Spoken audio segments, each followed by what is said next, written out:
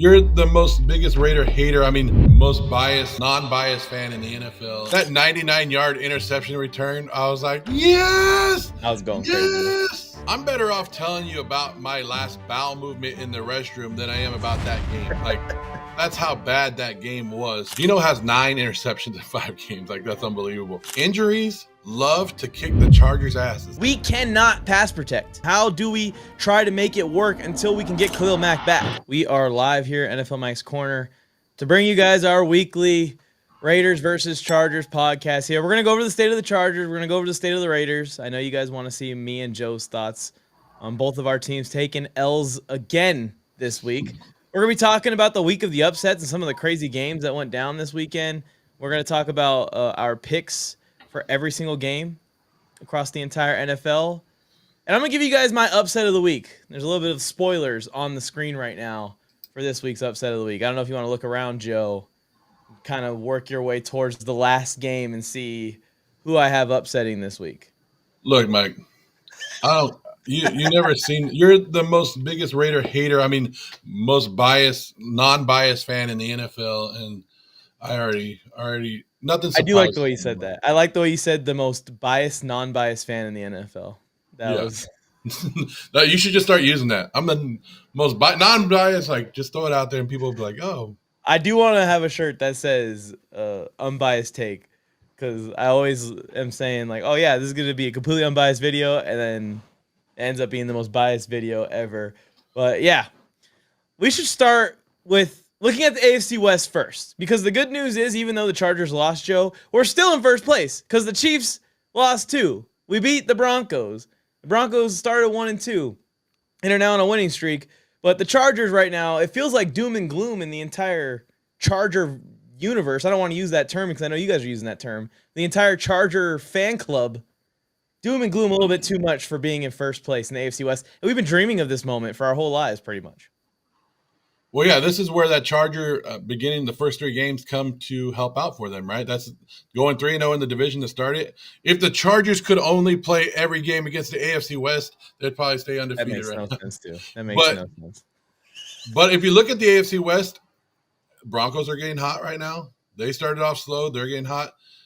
I love it, though. Like, watching the Chiefs get their butts kicked last night, or not, that 99-yard interception return, I was like, yes! I was going crazy. And the Jaguars still tried to lose that game. And we're going to talk about the Broncos. We're going to talk about the Chiefs a little bit more in our next few topics. Joe, I just want your recap of the Raider game first, and then I'll go in on my thoughts on the Raiders, but I don't really have as much thoughts for the Raiders, more about the Chargers after that. I want to know your thoughts on the Raiders game. I didn't watch the whole game. I watched the good stuff, though. The stuff that I like to watch. The Geno interceptions. And I'm better off telling you about my last bowel movement in the restroom than I am about that game. Like, that's how bad that game was, Mike. Both punters and kickers were just calling it in the middle of the game. They're like, you know what? This is too much for us. We're out of here.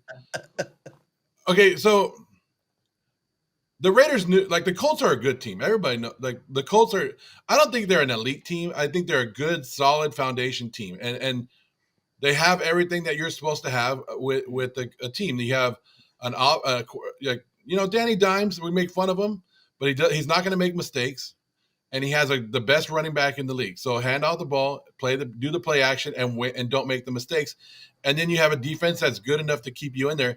And most of the time, if you look at the Colts, is like if they wait for you to make the mistake, they get the lead, and they're ready to go. So going into the game, I was like, all right, Raiders, like, this is what you got to do. The first drive the Raiders had was a damn good drive. It was a great drive. Took a lot of time off the clock. They did what they needed to do. They ended with 3 points. That sucked. They should have scored the touchdown, but it was a good drive. And it was like, okay. Then the Colts answered, and then the Raiders were back down there again. And they went all the way down to the 5-yard line, and then Geno threw that pick. And it was like, that changed the whole damn dynamic of the game again. But the game plan going in and what they needed to do, they were executing it for the first 2 drives until the turnovers. And that's what, I mean, I don't know what else to say. Once a game, like, once you start turning the ball over and you start giving the other team mistakes and they're going to capitalize, that's where you start going downhill. And sometimes the score can snowball on you really, really quickly, and you've seen that in the NFL, especially momentum's a son of a bitch, Mike. You've known that, you've seen it everywhere out there. It can kick your butt, and that's basically what happened. And once you go one dimensional, and the team has Jonathan Taylor, like why aren't we talking about Jonathan Taylor? He's having a crazy year already. As much as we should be. Like, people are giving Danny Dimes a lot of credit, and he should, and good for him. But Jonathan Taylor, oh my gosh, what a beast, right? What a beast. Yeah, 3 more touchdowns in this one. What is that? He's getting close to 9 touchdowns already, 10 touchdowns already season total, receiving and rushing. And he just looks really smooth out there. And whenever he's healthy and he's not having any ankle issues, he is a hard running back to get down because he has the ability to juke people out of their shoes and run with power. You put that together with his speed, I mean, he is a touchdown alert type of player every single snap. But yeah, thanks. I was putting in here that maybe Jonathan Taylor is a sneaky MVP candidate early in the year. So thanks for bringing him up. Well, I think I told you 2 shows ago, 2 weeks ago, when we were gonna talk about MVPs, and I know you're gonna bring up Justin Herbert, but I just want to throw Jonathan Taylor's name out there. Yeah, you called it out there. The ugly interceptions from Geno Smith continue, and Joe, I know I like to brag about being right, but this is the most right I've ever been about an offense, where I literally was saying into this microphone, maybe on the show with you, maybe off the show with you, that Geno Smith is going to run this offense confident, like these guys are going to be making plays for him, throwing in the tight windows like it's Tyler Lockett and it's DK Metcalf, and it's just not. You take Brock Bowers off the field, it just gets more and more exposed. It gets worse and worse and worse. You're not going to succeed, Geno, unless you can get your guys some separation. And the Raiders need to, as a team, get their guys some separation by leaning on the rushing attack. But like you said, when you go down big, how do you lean on the rushing attack? Yeah. And it's not that the Raiders – okay, the Raiders don't – there's not separation. They're not getting that separation. I've talked to Raider fans about this in the postseason or in the preseason, and I said our wide receiver room doesn't get separation. Yeah. They told me I was dumb. They told me I was – they went after me, said our wide receivers are good. I said, okay. And now we're seeing it. But it's a lot of it's on Geno too, because when you actually go back and you look at some of these interceptions that he throws and you look at the plays, there is a wide receiver wide open somewhere. Like, maybe they didn't create the separation themselves, but Chip Kelly made the play call that had the wide receiver open, and Geno either missed it, didn't see it, or something. So, I mean, every quarterback in this league so far that has thrown interceptions, like Geno has 9 interceptions in 5 games. Like, that's unbelievable. Jake Browning has 8. He's a backup quarterback. They're not expecting anything out of him. They don't have any. They were going to bench him. They were going to bench him, but they just traded for Joe Flacco, right? Yeah. You know who's after Brownie? Joe Flacco, who has 6. Oh. And he got benched for Dylan Gabriel. Like, I don't know. Hey, if you think that Joe Flacco, no, I'm sorry, I went off topic. But if you think Joe Flacco was a statue behind the Browns' offensive line, yeah, it's gonna be bad. I mean, we're going to get to our picks for every single game, by the way. Everyone in the chat on Facebook, everyone on YouTube, please like the stream and share it with some friends, or at least like the stream and YouTube will share it with some friends themselves. If you guys are watching on Facebook and Instagram, I can't see your comments, but you guys can come over to the YouTube channel, NFL Mike's Corner, check us out and put your comments in there and we'll be able to see them. But yeah, we're going to talk about Joe Burrow. We're going to talk about Joe Flacco and all the Joes and the Jacks and the Jimmies and the Johns, but I don't think that's going to go much better either for Flacco in Cincinnati. He has some better weapons to just kind of throw it up to, I guess. You could argue that. I mean, that's really the positive side of Joe Flacco is that he can still throw a deep ball. He's going to be able to throw a deep ball probably until he's 90, so at least he's got that going for him. Jake Browning is looking like scrambled eggs out there, so that's not even playable at this point. And speaking of not even being playable, maybe a good time to move on, from Anthony Richardson catching his own passes in the Colts game. I think they even gave Amir Abdullah a revenge touchdown just for fun. They were like, oh, we're on the goal line, let's throw in the former Raiders running back to try and go score touchdowns. Like, the Colts basically were just toying with their food, and so were the Commanders at the end of the Chargers-Commanders game. It was brutal. I do have a question for you about the Raiders, Joe. Would they be interested in trading Jackson Powers Johnson? I don't know what the hell they're doing. And no, they shouldn't because he has never given up a sack and he doesn't give up a lot of pressures and he's been the best offensive lineman they have. We just saw Joe Flacco interdivision trade, and that's a quarterback. Like, the Browns are helping the Bengals have any chance at saving their season. If the Chargers want to save their season, they have got to figure something out with the pass protection. I don't know if it's going to come from off the roster or if it's going to come from within the roster, but it is unplayable for 2 weeks in a row now for the Chargers, but definitely in this game against a Commanders D-line that is not that scary. No, but this is what the Commanders do, and this is what I've saw them do against the Raiders. When the Commanders' defensive line is an older defensive line, they're veterans, and you could tell that they don't have what they used to have. But when they find those offensive linemen, the backup offensive linemen, the guys that they can eat on, they do it. They did it against the Raiders in week 2. They did it this week against you guys. Like Von Miller, like we talk about how he's old, but you put Von Miller against a guy like me that's not playing, that who's well, they're better than me. I shouldn't say that, but you put Von Miller against a backup tackle, he's going to get results. Like he might not have the speed, or they're going to get these, and that's what Washington does is they feed off of it. And this is something that we talked about with the Chargers, and I don't know what it is. I don't know if it's the LA water because it's not just LA; it's with the San Diego. Injuries love to kick the Chargers' asses, and this is what we talked about when they were 3-0, where I was like, Mike, just wait, because we got to see if the Chargers can make it through a whole damn season. I am upset. Like, even though I am a Raider fan, I'm more upset over the Hampton injury than anything else because I like Hampton, and I like to see young stars play in the NFL and give it not just me as a Raider fan, but I'm an NFL fan, so we love to see young stars take over the games, right? And show the future of the NFL, like, hey, this guy's going to be good for us for years to come to be able to watch. So I always hate that. I hate when young players go down like that, and that's a big one. I think that's a big loss. Not to mention who's the guy that will fill in for him, right? Najee Harris. Yeah.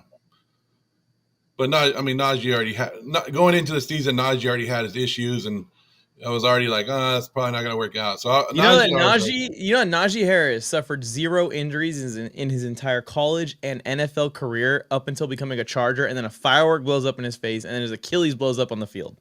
What about Hampton? I don't think Hampton made it through his whole college and high school career without a single injury. He didn't miss a single game. He's been a workhorse, stud of a running back. Like, he's not even like getting light workload. He's getting less workload on the Chargers than he was on other teams, and he goes down.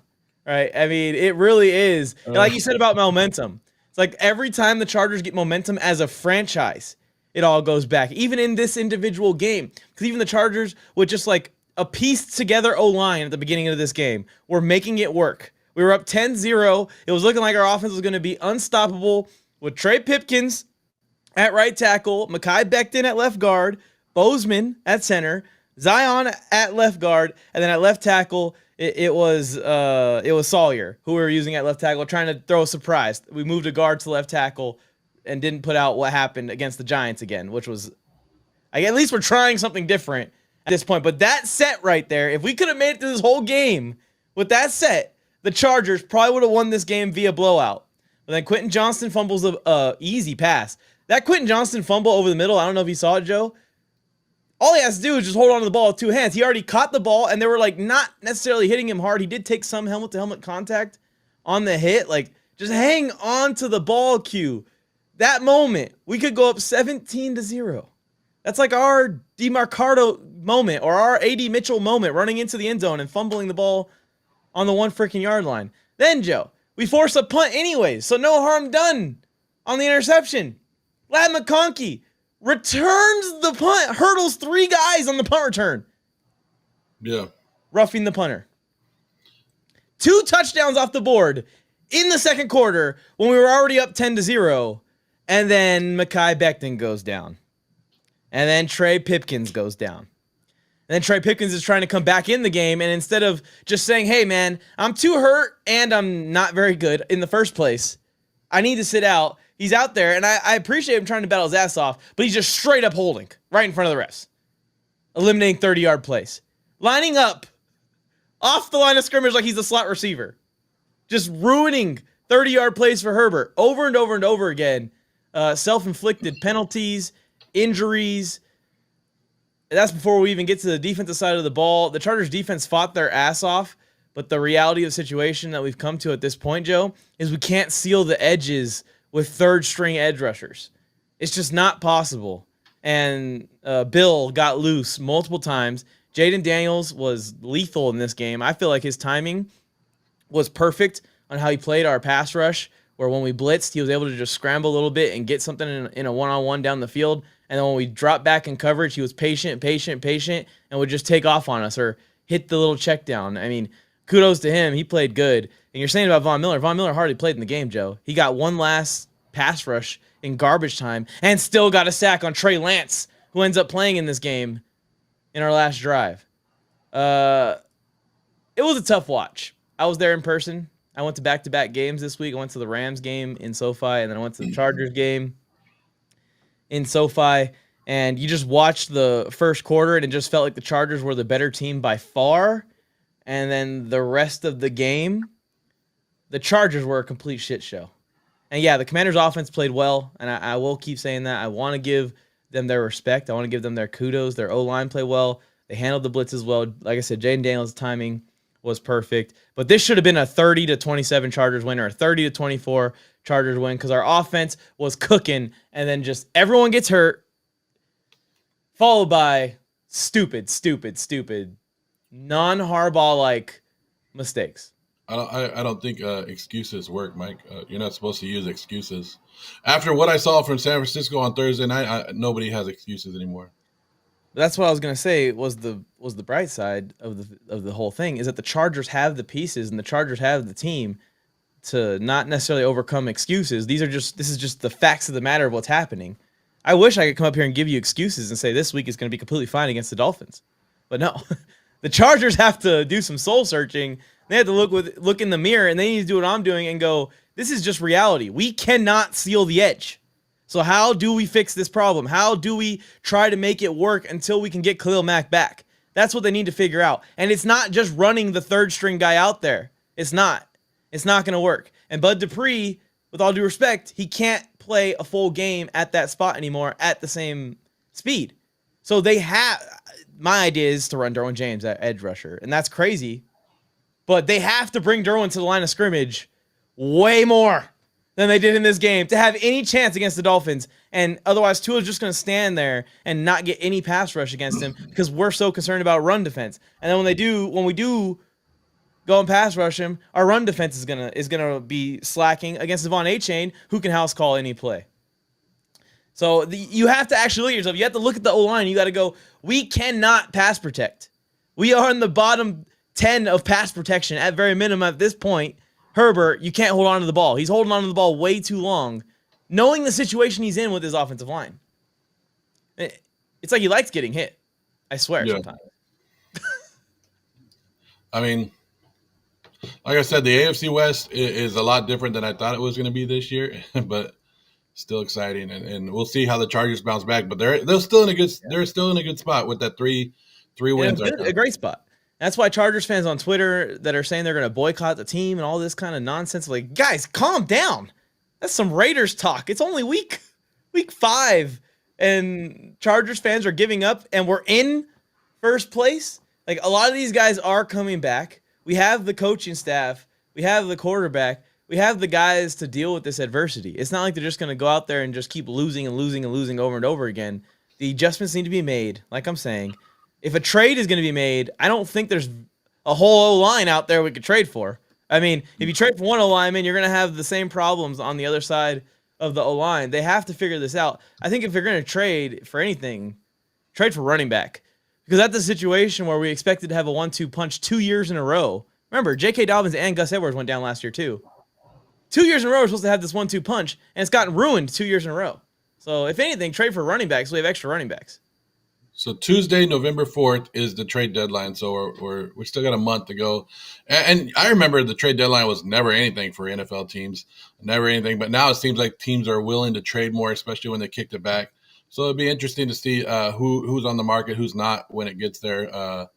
Or before that, I mean, you saw a trade today with Joe Flacco. Like the NFL teams are willing to trade more now than they ever have been in the past, especially during the season. So we'll see what happens.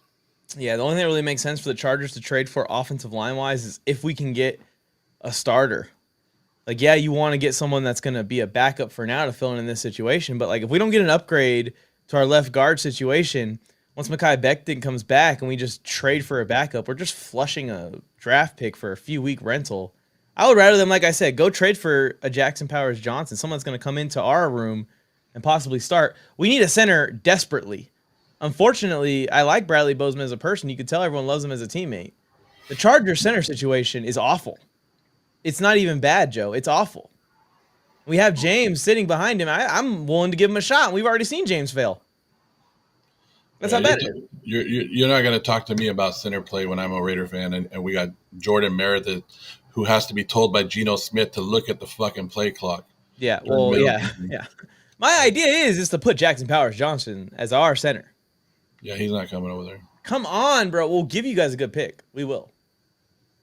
Have you seen what we do with draft picks? Have you seen? Yeah, but from Pete and their perspective, they don't realize that they're bad with the draft picks. Okay, they don't realize it.